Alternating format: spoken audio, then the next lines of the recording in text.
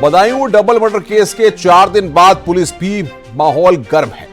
शहर में तो शांति व्यवस्था कायम है, लेकिन परिवार अब जावेद को फांसी की मांग कर रहा है और आरोपियों के घर पर बुलडोजर की मांग की जा रही है। लेकिन सबसे बड़ा आरोप पुलिस के खुलासे पर है।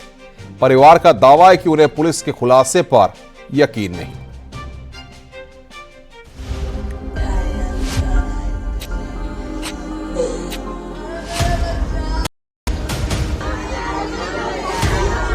मुझे कुछ नहीं, मुझे न्याय चाहिए, कुछ नहीं चाहिए। मेरे पास बच्चे काटे, बस इंसाफ चाहिए हमें।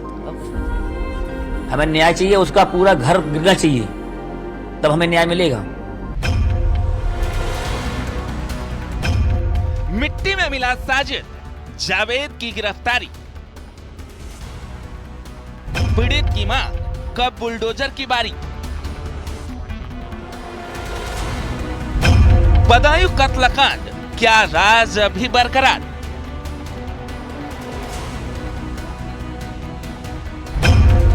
पुलिस के खुलासे पर परिवार ने उठाए सवाल।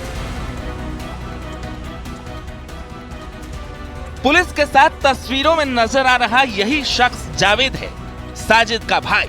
परिवार के मुताबिक जल्लाद जावेद। 2 मासूमों के कत्ल की कहानी में हर दिन नए मोड़ आ रहे हैं और हर पर परिवार नए सवाल खड़े कर रहा है। लोग ये जानना चाह रहे थे कि आखिर इस हत्या की वजह क्या थी, निर्मम हत्या की वजह क्या थी। अब तक जो पुलिस ने खुलासा किया है उसके तहत ये दावा किया है साजिद, जो मुख्य हत्यारोपी है, उसके भाई जावेद के मुताबिक कि वो मानसिक रोगी था। उसकी शादी 4-5 साल पहले हुई थी, लेकिन उसको कोई बच्चा नहीं हो रहा। इस वक्त मैं उसी घर में मौजूद हूँ जहाँ इस पूरे घटनाक्रम को अंजाम दिया गया है। हमारे साथ जो पीड़ित परिजन है वो मौजूद हैं। अभी तक जो खुलासा हुआ है, कितना संतुष्ट हैं आप? मुझे कुछ नहीं, मुझे न्याय चाहिए, कुछ नहीं चाहिए। मेरे पास बच्चे काटे। बदायूं केस में अब तक 3 बड़े अपडेट हैं। पहला अपडेट, जावेद की कोर्ट में पेशी और 14 दिन की न्यायिक हिरासत। दूसरा अपडेट, पुलिस की थ्योरी पर परिवार के उठते सवाल। और तीसरा अपडेट है परिवार की वो मांग, जिसमें आरोपियों के घर पर बुलडोजर चलाने की मांग की जा रही है। हम उसकी मौत चाहते हैं, हमें न्याय चाहिए, उसका पूरा गिरना चाहिए, तब हमें न्याय मिलेगा। हमें ऐसे न्याय नहीं मिलेगा। हाँ, जब उसने जवाब बयान दिया है, वो गलत बयान दिए हैं और वो बयान गलत दे रहा है, उसमें जो है जो चाहे जो भी उसको भड़का रहा है, उससे हमें मतलब नहीं। हमारे बच्चे गए, 2 बच्चे हमारे उसने मारे, हम उसका भी चाह रहे हैं इनकाउंटर। हम तो कल इसी नहीं बोल रहे थे इनकाउंटर ना हो उसका, कि वो जवाब हमें सवाल तो बताए कि इसके पीछे कौन है, मगर वो झूठ बोल रहा है, बिल्कुल वो जवाब नहीं दे रहा है। को टारगेट नहीं किया गया है और वो बिल्कुल साजिश के बतौर झूठ बोल रहा है। आयुष और अहान का एक कातिल तो पुलिस की गोली का शिकार हो चुका है, लेकिन दूसरे आरोपी पर वैसी ही कार्रवाई की मांग तेज होती जा रही है। इधर कोर्ट में पेशी से पहले की पूछताछ में जावेद ने जो खुलासे किए वो बेहद सनसनीखेज है। पुलिस सूत्रों के मुताबिक जावेद ने बताया कि साजिद बेहद गुस्सैल यानी साइको टाइप था। दूसरा खुलासा जावेद ने किया है कि कत्ल वाले दिन साजिद बेहद परेशान नजर आ रहा था। तीसरा खुलासा, साजिद का काफी समय दरगाह और मौलवी के यहाँ बीता।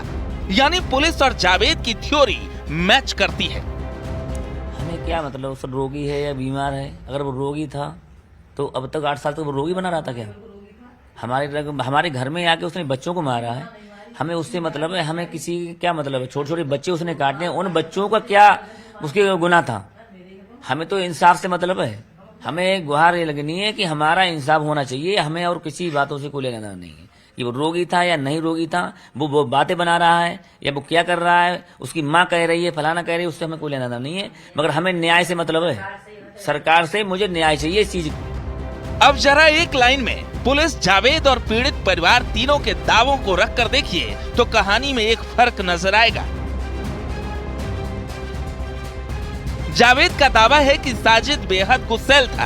पुलिस ने भी साजिद को मानसिक रोगी, जबकि परिवार कह रहा है कि पुलिस कत्ल की वजह छिपा रही है। अब सवाल ये है कि अगर जावेद और पुलिस की थ्योरी एक ही लाइन को फॉलो कर रही है तो क्या खुलासा पूरी तरह सच है और परिवार के दावे आवेश में आकर किए जा रहे हैं, या फिर पुलिस की थ्योरी के मुताबिक ही जावेद अपना बयान दे रहा है।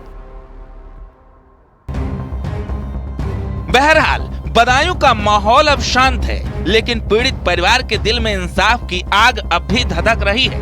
परिवार पुलिस से कई मांगे कर रहा है। परिवार की मांग है कि जावेद का भी एनकाउंटर हो या फांसी मिले, आरोपियों के घर पर बुलडोजर चले और पुलिस केस का सही खुलासा करे। हालांकि पुलिस का दावा है कि कत्ल की जो भी वजह बताई गई वही सच है, लेकिन परिवार उसे मानने को तैयार ही नहीं।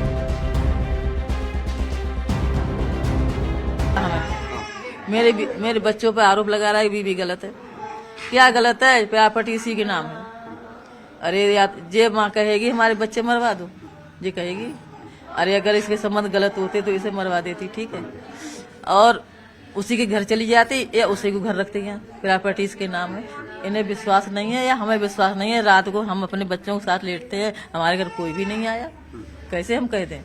और दुनियादारी मतलब कोई मतलब नहीं। मेरे बच्चे तड़पा के मारे, किसको नहीं पता है। देखो कितनी दर्द भरी कहानी है। हम आज दिल से पूछो हम कैसे क्या करें। मुझे तो इंसान। फिलहाल अब तक की जांच में कत्ल की वजह साजिद की बीमारी को ही बताया जा रहा है, तो दूसरी तरफ ये भी अफवाहें हैं ऊपरी हवाओं के साये में था साजिद। फिलहाल जो भी हो, उसके किए की सजा उसे फौरन मिल गई। अब जांच जारी है। जावेद सलाखों के पीछे है और शहर में शांति व्यवस्था कायम है। बदायूं से न्यूज़ 18 के लिए राजीव सिंह की रिपोर्ट।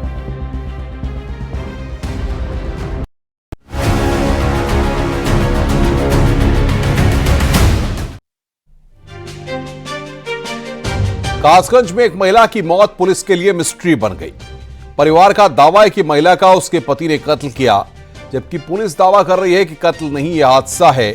सवाल यह है कि कौन झूठ बोल रहा है और कौन सच।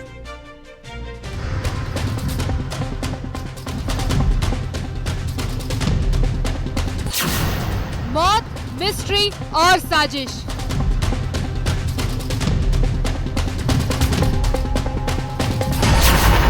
क्या पति ही पत्नी का कातिल, या भाई ने रची जीजा के खिलाफ साजिश? कासगंज में एक महिला की मौत मिस्ट्री बन गई। एक तरफ पुलिस के दावे तो दूसरी तरफ परिवार के आरोप, दोनों एक दूसरे के एकदम खिलाफ। सवाल ये है कि किसके दावे सच्चे हैं, किसके झूठे। अगर कत्ल हुआ तो पुलिस हादसा क्यों बता रही है, किसे बचा रही है, और अगर हादसा है तो मृतिका का भाई साजिश क्यों रच रहा? कासगंज जिले के थाना ढोलना क्षेत्र में एक सनसनीखेज मामला सामने आया है, जहां पति पर आरोप लगाया है कि उसने अपनी पत्नी और साले पर जानलेवा हमला किया, जिसमें पत्नी की मौके पर ही मौत हो गई। लेकिन पुलिस का मानना है कि यह रास्ते में हादसा हो गया और बाइक पेड़ से टकरा गई, जिसमें बहन की मौके पर ही मौत हो गई। मामला कासगंज के ढोलना इलाके का है, जहां एक महिला की कोर्ट से लौटते वक्त मौत हो गई। लेकिन मौत के बाद जो बवाल उठा, उसने कई सवाल खड़े कर दिए। घटना के वक्त महिला का भाई भी उसके साथ था। भाई का दावा है कि उसके बहन की हत्या की गई, जबकि पुलिस कह रही है कि हत्या नहीं, ये हादसा है। भाई का दावा है कि सिर पर हथौड़ा मारकर हत्या हुई, जबकि पुलिस कह रही है कि हादसे के बाद पेड़ से सिर टकराने से मौत हुई। भाई का दावा है कि उसके जीजा ने बहन की हत्या की। पुलिस का दावा है कि हत्या के आरोप झूठे हैं।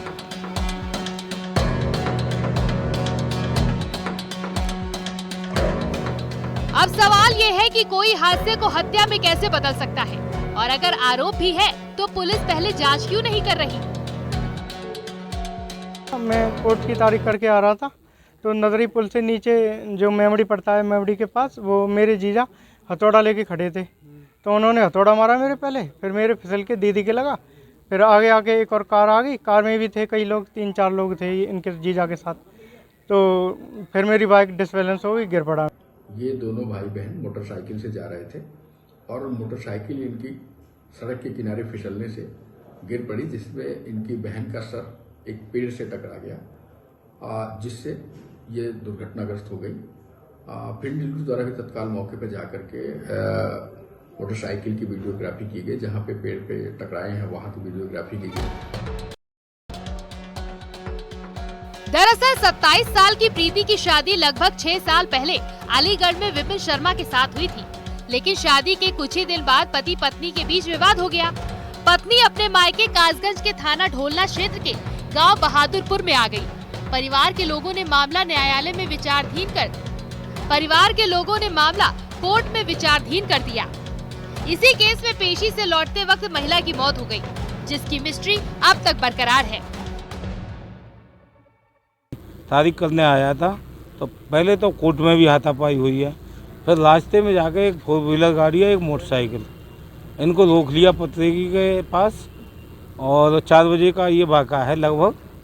और इसके सर में कोई भारी चीज़, हथौड़ा या कुड़क्का जैसा बोलते हैं, वो इसमें मारा है और इसके भाई को भी मारा है। तो भाई तो बच के आया, बाल कंधे पर चोट आई है हेलमेट में लगकर।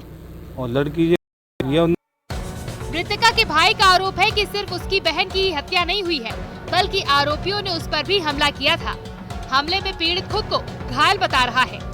हालांकि पीड़ित की कहानी पर भी कई सवाल खड़े होते हैं। मसलन हमले में वो कैसे जिंदा बच गया? कातिलों ने पहचाने जाने के बाद भी उसे क्यों जाने दिया?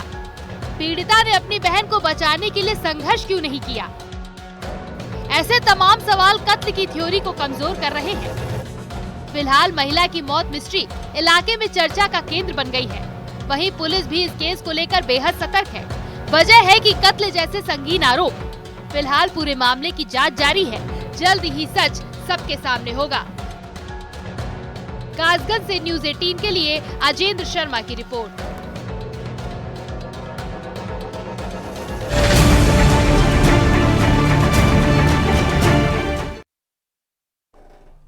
वाराणसी में एक दूधिया की गोली मारकर हत्या कर दी गई। पुलिस ने जांच शुरू की तो पता चला कि मृतक के पिता को भी 12 साल पहले मारा गया था। 12 साल बाद बेटे के कत्ल ने पुलिस के कान खड़े कर दिए। अब तक न तो कातिलों की पहचान हो सकी है और न ही उनका ठिकाना पता चला।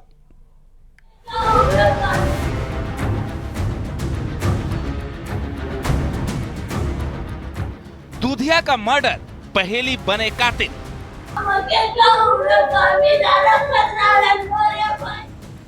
बुलेट पर आए मौत के सौदागर। 12 साल पहले पिता का कत्ल, 12 साल बाद बेटे का मर्डर। वाराणसी से कत्ल की एक सनसनीखेज खबर सामने आई है। यहां बुलेट और पल्सर पर सवार होकर आए बदमाशों ने सोनू नाम के गौशाला संचालक गोलियों से भूनकर हत्या कर दी। सोनू पहले से मड़ुवाडी थाने का हिस्ट्री सीटर था, जिसके ऊपर पहले से ही 7 मुकदमे चल रहे थे। ऐसे में वाराणसी पुलिस इस हत्या को लेकर के पुरानी रंजिश के अंतर्गत भी जांच कर रही है। वाराणसी पुलिस का मानना है कि सोनू चूंकि हिस्ट्री सीटर था तो उसका पुराने विवाद के कारण भी हत्या हो सकता है। लेकिन फिलहाल पुलिस जांच कर रही है। मामले को 24 घंटे बीत चुके हैं, लेकिन अब तक बदमाशों का कोई सुराग नहीं पता चल सका है।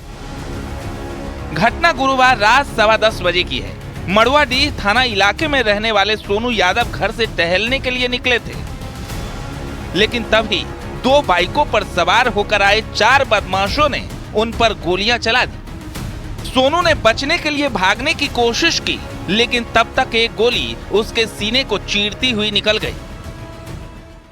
नाथुपुर से लगभग इसके घर से 200 मीटर दूर जलाली पट्टी गांव की गली में जो है ये सूचना मिली कि 2 मोटरसाइकिल से जो है बदमाश आए और जो है गोली मार दी है और हॉस्पिटल में ले जाया गया, जहां पर उसकी मृत्यु हो गई। घटना की खबर मिलते ही पुलिस फोर्स मौके पर पहुंच गई। प्राथमिक छानबीन में वारदात के पीछे पुरानी रंजिश सामने आई है। हालांकि पुलिस अभी कुछ भी स्पष्ट रूप से नहीं बता पा रही है। 2012 में सोनू के पिता रामाशीष को सिर पर लोहे के रॉड से हमला कर मार डाला गया था। ठीक 12 साल बाद कातिलों ने सोनू की भी जान ले ली। पुलिस इस घटना के पुरानी वारदात एक्शन को भी की है। इस सीसीटीवी कैमरे ये जांच की तो बुलेट और पल्सर बदमाश न। पुलिस को मौके से कारतूस 2 खोखा बरामद हुए, जिससे 2 गोली चलने की बात स्पष्ट हुई है। वहीं जांच के दौरान पता चला कि मृतक पर 7 मुकदमे दर्ज थे। लिहाजा इस कत्ल के पीछे पुरानी रंजिश का एंगल बेहद स्ट्रॉन्ग नजर आ रहा है। वजह अभी तक जो यहाँ लोग बता रहे हैं, जो शक कर रहे हैं, वजह जो है इनकी पुरानी रंजिश की बताई जा रही है कि पुरानी रंजिश के कारण हुआ है सब जाहिर। बाकी हम लोग जो है अभी जांच और विवेचना कर रहे हैं। बगल में कैमरे भी हैं, वीडियो फोटोज भी निकलवाया जा रहा है और सम्यक विवेचना करने के बाद ही सही स्थिति बताई जा सकती है। पुलिस ने यह भी खुलासा किया है कि मारा गया सोनू यादव हिस्ट्री शीटर था। फिलहाल पुलिस कातिलों की तलाश में जुट गई है। क्राइम ब्रांच की टीम को हमलावरों के पीछे लगाया गया है। दावा है कि जल्द ही हत्या आरोपी पुलिस की गिरफ्त में होंगे।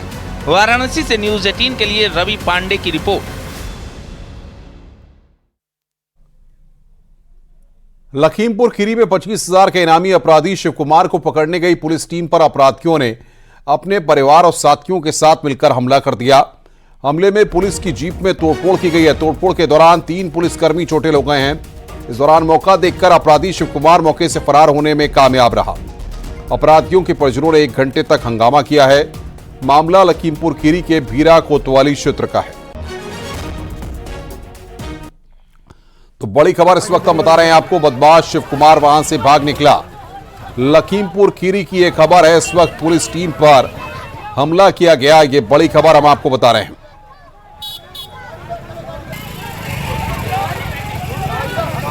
आज प्रातः 9 बजे मुखबिर द्वारा सूचना प्राप्त हुई कि थाने का वांछित शिव कुमार पुत्र विसाती निवासी कस्बा भीरा, जो कि धारा 60 एक्साइज और आईपीसी 272 के अंतर्गत वांछित चल रहा है, वो अपने घर पर मौजूद है। सूचना प्राप्त होते ही पुलिस मौके पर गई।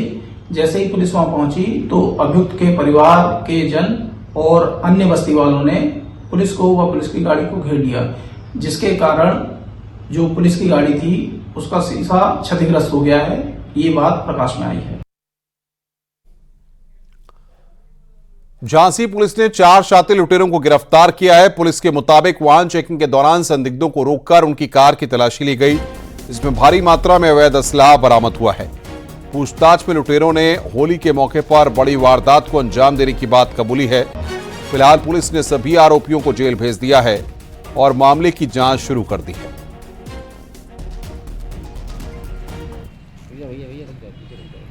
अपराधियों के विरुद्ध चलाए गए अभियान के तहत थानाध्यक्ष की टीम के द्वारा 4 शातिर अपराधियों को गिरफ्तार किया गया है, जो लूट की योजना बना रहे थे। इसी दौरान गश्त में जब टीम निकली हुई थी तो इनको चेक किया गया। इनके पास से असलहे आदि बरामद हुए। पूछताछ पे पता चला कि ये लूट की योजना बना रहे थे, लेकिन इनको पुलिस की सतर्कता की वजह से इनको गिरफ्तार करते हुए इनको उचित धाराओं में अभियोग पंजीकृत कर इनको जेल भेजा गया है।